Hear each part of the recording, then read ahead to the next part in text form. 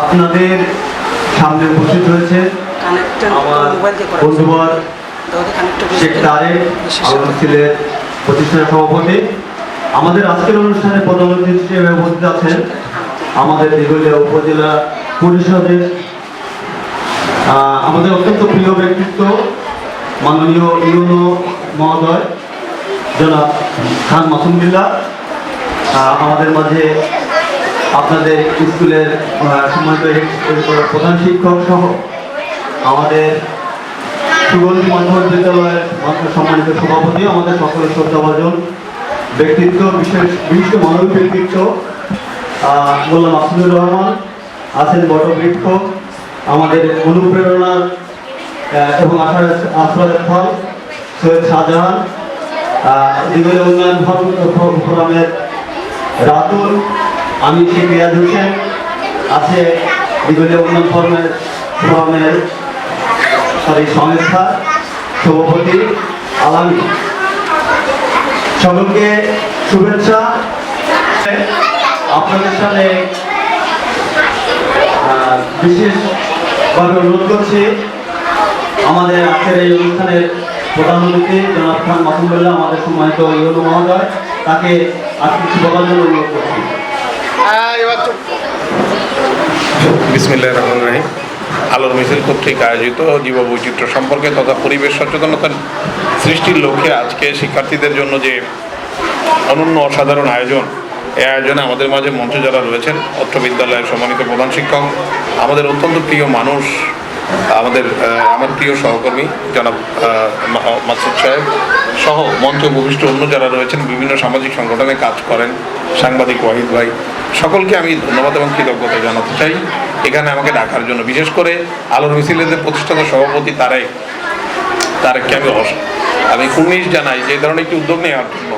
কারণ বলা আর করে দেখিয়ে দেওয়ার ভিতর যে তফাৎটা, এই তফাৎটা কিন্তু এখানকার স্বেচ্ছাসেবীরা বোঝাতে পেরেছে। আমরা সকলেই মঞ্চে দাঁড়িয়ে বড় বড় কথা বলি, কিন্তু সেটাকে আর কার্যকর করি না, প্রয়োগ করি না। এখানে আমার এই 1 বছরের কর্মকালে দেখেছি এখানে যারা স্বেচ্ছাসেবী সংগঠন রয়েছে, আলোর মিছিল বা দিঘলিয়া উন্নয়ন সংস্থা এবং অন্য যারা রয়েছে, সকলেই নিজের পকেটের টাকা খরচ করে নিজের গুরুত্বপূর্ণ সময়কে রাষ্ট্রের প্রয়োজনে মানুষের কল্যাণে ব্যয় করে। এটি অনন্য, এটি অসাধারণ। এই জন্য আমি আলোর মিছিল সহ দিঘলিয়ায় যারা কাজ করছে বিভিন্ন সামাজিক সাংস্কৃতিক সংগঠন সকলকে আমি অভিবাদন জানাই। আর যে বিষয়টির অবতারণা করতে আমরা এখানে এসেছি, যে বিষয়টি সম্পর্কে আমাদের কোমলমতি শিক্ষার্থীদের জানাতে এসেছি, এই বিষয়টি অত্যন্ত জরুরি। এটা আমরা শুধু মুখে বলছি, কিন্তু বাস্তবে আমরা সেটা মেনে চলছি না। এসডিজির যে 17টি গোল বা এসডিজির অনেকগুলো গোলের ভিতর আপনারা দেখবেন যে সেখানে পরিবেশকেই প্রাধান্য দেওয়া হয়েছে। পরিবেশ বাঁচলে আমরা বাঁচব। ক্লাইমেট চেঞ্জ বা গ্লোবাল ওয়ার্মিং, জলবায়ু পরিবর্তন তথা উষ্ণায়নের যে প্রভাব, সেটা কিন্তু এখন আমরা ভোগ করছি। একটু বৃষ্টি হলেই আজকের সকালের ছবি আপনি দেখেন যে খুলনায় রয়্যাল মোড়ে কি পরিমাণ জলাবদ্ধতা, গ্রামগঞ্জে তো আছেই, সকল জায়গায় আমাদের পানিতে তলিয়ে যাচ্ছে। এর একটি বড় কারণ কি? বড় কারণ হচ্ছে, আমি সবসময় বলি, খুব হাস্যোচ্ছলে বলি যে খাল বিল নদী নালা পাহাড় পর্বত আল্লাহ তাআলা কেন বানাইছে? নিশ্চয়ই এর প্রয়োজন আছে। কিন্তু আমরা কি করেছি? আমরা খাল ভরাট করে ফেলেছি, নালা ভরাট করে ফেলেছি, জলাধার ভরাট করে ফেলেছি। ফলত এখন আর পানি যে যাবে কোথাও, পানি যে কিছু সময়ের জন্য শোষিত হওয়ার পূর্বে দাঁড়াবে, এই জায়গাটাও আমরা রাখি নাই। খুলনা শহরে 26টা খাল ছিল, ঢাকা শহরে 44টা খাল ছিল, আমরা রাখি নাই। আমরা নির্বিচারে গাছ কেটে ফেলছি। একটি গাছ কাটলে 10টি লাগাতে হবে, 10টি লাগালেও ওই গাছটার কিন্তু মতো হতে সময় লাগবে। ফলে বৃক্ষের কাছে আমাদের যে ঋণ, জলের কাছে আমাদের যে ঋণ, প্রাণীর কাছে আমাদের যে ঋণ, এটা কিন্তু শোধরানো যায় না। এই যে জীববৈচিত্র্য রক্ষার্থে বিভিন্ন যে পশু পাখি রয়েছে, এই পশু পাখি যে অনন্য অসাধারণ ভূমিকা রাখে, এটা আমরা কেউ কোনদিন আইডেন্টিফাইও করি না, বলিও না যে বেজির ভূমিকা কি, শিয়ালের ভূমিকা কি, ইঁদুরের ভূমিকা কি, কেশোর ভূমিকা কি। এটা আমাদের খুব পাঠিত বা চর্চিত হয় না।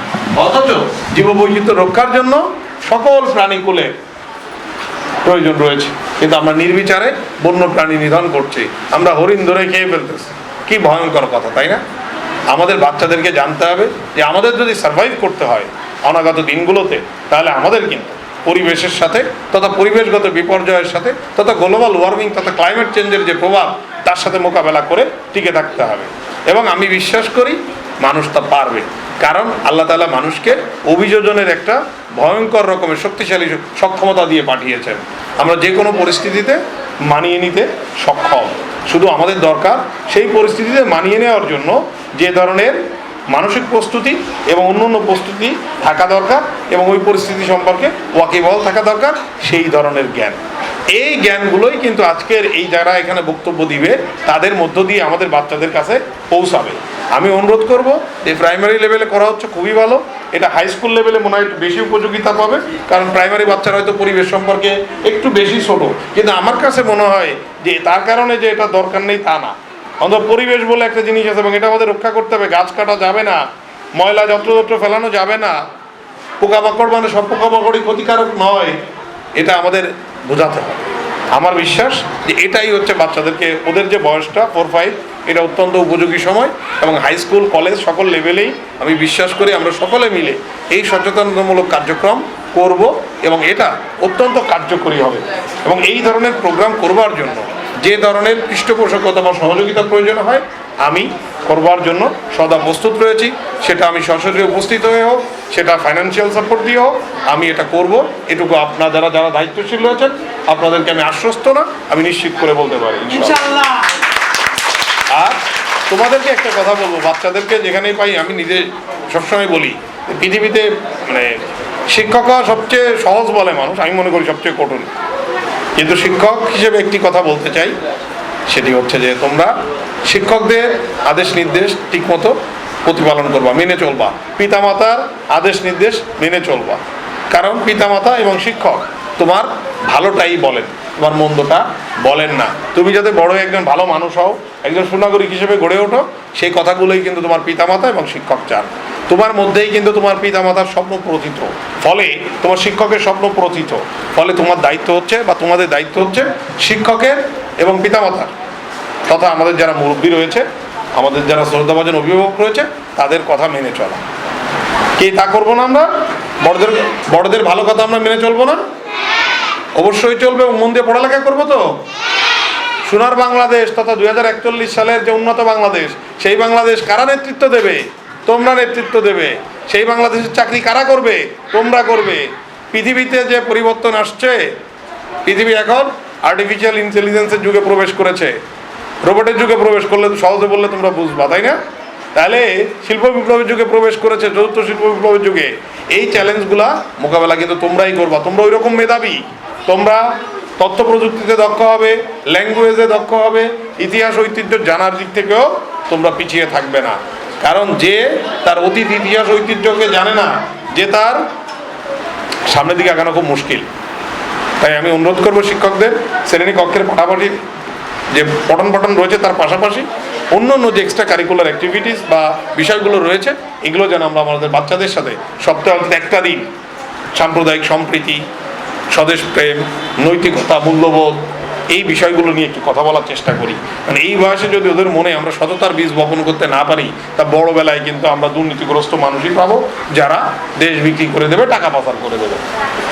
ফলে আমাদের এই বয়সেই বাচ্চাদেরকে নৈতিকতা, মূল্যবোধ, সততা, দেশপ্রেম শুধু বলা না, নিজে করে দেখিয়ে দেওয়া।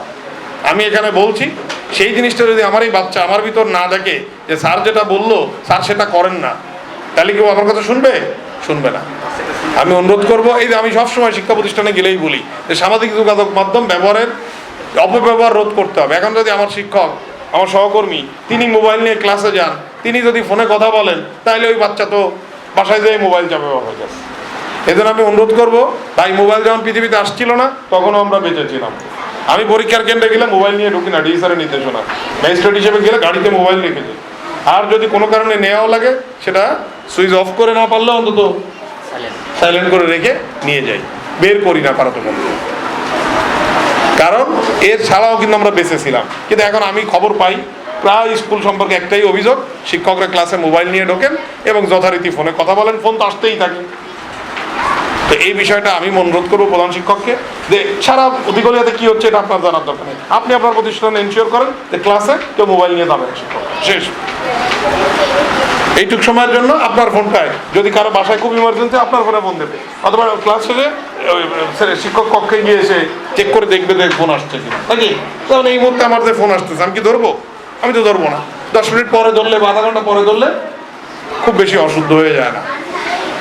তোমাদেরকে অনুরোধ করবো, এখানে যারা এসছে তাদের বক্তব্য বা তাদের কথা শুনবা। আর পরিবেশ ভালো থাকলে আমরা তো ভালো থাকবো, নাকি? পানি যদি উঠে যায় তাকে আমরা ভালো থাকবো? গাছ যদি না থাকে তাহলে কি গরম বেশি লাগবে না? এটা তো বুঝি। তাহলে আমরা গাছ লাগাবো। এই যে বর্ষাকাল, ফলজ এবং বনজ গাছ, আমি সকল শিক্ষা প্রতিষ্ঠানে ইনশাল্লাহ উপজেলা প্রশাসনের পক্ষ থেকে গাছের চারা দিব। তোমরা প্রত্যেকেই গাছের চারা লাগাবা। এবং আজকে যারা এসছেন এই আলো মিছিলের পক্ষ থেকে যে স্যাররা, যে ভাইয়ারা এসছেন, তাদের কথাগুলো তোমরা খুব মনোযোগ দিয়ে শুনবা এবং বাড়িতে গিয়ে অন্যের সাথে শেয়ার করবা। আমি আবারও এই আয়োজনের সাথে যারা যুক্ত সকলকে ধন্যবাদ জানিয়ে এবং আমাকে এখানে আমন্ত্রণ জানানোর জন্য আমার পক্ষ থেকে কৃতজ্ঞতা জানিয়ে আমি আমার কথা শেষ করছি। জয় বাংলা, বাংলাদেশ চিরজীবী। অসংখ্য ধন্যবাদ এবং কৃতজ্ঞতা সম্মানিত স্যারকে। আমাদের এই পরিবেশ, জলবায়ু, জীববৈচিত্র্য সুরক্ষায় আমাদের যে প্রজেক্টরটা দেখছো, এটা কিন্তু স্যারের অবদানের একটা অংশ। স্যার কিন্তু আমাদেরকে এই সমস্ত কাজে প্রচুর পরিমাণে আমাদেরকে অনুপ্রেরণা যোগায় এবং সেই সাথে আমাদেরকে কিন্তু বিভিন্ন ধরনের সহযোগিতা করে থাকে। সেই সঙ্গে এই তার স্যারেরও একটি অনুদানের অংশে আমাদের ভিডিও প্রজেক্টরটি করা হয়েছে। এবং এই সমস্ত প্রোগ্রাম আমরা আগামীতে প্রাইমারি স্কুল থেকে হাই স্কুল, কলেজ লেভেলে আমরা এটা চালু রাখবো। আর শিশুদেরকে কিন্তু যেহেতু প্রাথমিক লেভেলে আমরা এই প্রোগ্রামটা কেন চালু করছি, শিশুরা অনেক ধরনের বন্যপ্রাণী সম্পর্কে কিন্তু সচেতন না, ঠিক আছে? যেমন পাখিদের মাধ্যমে বিভিন্ন ধরনের ভাইরাস ছড়াইতে পারে। অনেক শিশুরা, গত কয়েকদিন আগে প্রাইমারি লেভেলের একটা ছেলে অনেক বড় উঁচু গাছ থেকে পাখি পেড়ে নিয়ে আসছে। একটা গাছের কোঠরের ভেতর থেকে হাত দিয়ে পাখি পেড়ে নিয়ে আসছে। অথচ বিভিন্ন ধরনের সাপ কিন্তু এই পাখির ছানা খেতে গাছে উঠে এই ভেতরেই কিন্তু বাসা বেঁধে থাকে। গত বছরে কিন্তু 2টা শিশু মারা গেছে পাখি পাততে গিয়ে। সুতরাং প্রাইমারি স্কুলে তোমরা যারা রয়েছে, তোমাদের ভিতরে এই জনসচেতনতা সৃষ্টি করা আমাদের জন্য খুবই জরুরি প্রয়োজন। আমাদের সঙ্গে উপস্থিত রয়েছেন আমাদের সম্মানিত উপদেষ্টা মোল্লা মাসুদুল ইসলাম। আমাদের সম্মানিত উপদেষ্টাও কিন্তু আমাদেরকে বিভিন্ন সময়, শুধু আমাদেরকে না, আলো মিছিলকে না, আমাদের এই নিগলীয় উপজেলার যতগুলো সামাজিক স্বেচ্ছাসেবী সংগঠন রয়েছে প্রত্যেককে পৃষ্ঠপোষকতাকে দান করে থাকেন এবং সার্বিক সহযোগিতা করে থাকেন। সুতরাং আমাদের সম্মানিত ইউরো মহোদয় এবং আমাদের মোল্লা মাসুদুল ইসলাম সহ যারা রয়েছেন, তাদের প্রত্যেককে আমাদের পক্ষ থেকে আন্তরিক শুভেচ্ছা, অভিনন্দন ও কৃতজ্ঞতা জানাচ্ছি।